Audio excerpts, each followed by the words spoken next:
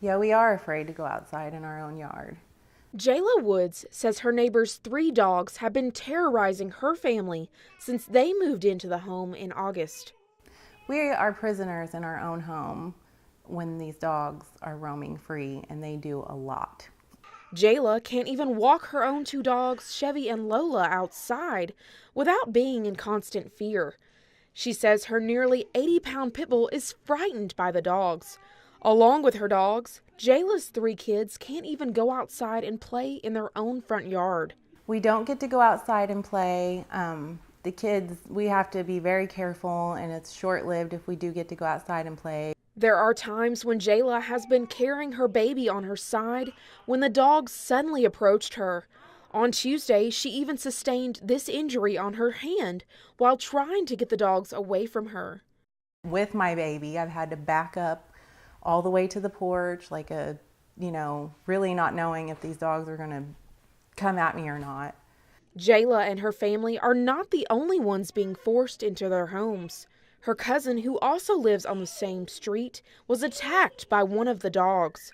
He was taking a walk, just to walk to the church, and one of them, he actually bit him. Everybody in the neighborhood, not just me, not just my cousin, they go way down past the church to other people's house and beat up their dogs and things like that. So everybody hates those dogs. Jayla and her husband have called the Allen County Sheriff's Office over a dozen times concerning the dogs. I would call the police, I would call animal control, and they would tell me to shoot the dogs. But I didn't want to shoot the dogs because of the fact that it's somebody's dogs. Plus now my kids have to watch me murder these dogs, and that's something I just didn't want to do. Other than telling Jayla and her husband to shoot the dogs, she says the Allen County Sheriff's Office hasn't done anything about the dogs. I live far out in the county, and they don't want to come out here. And I think that they just feel like it's a pain that they don't want to deal with. And I don't understand that.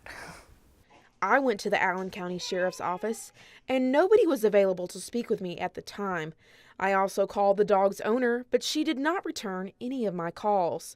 In Scottsville, WNKY News, Cecilia Herrell.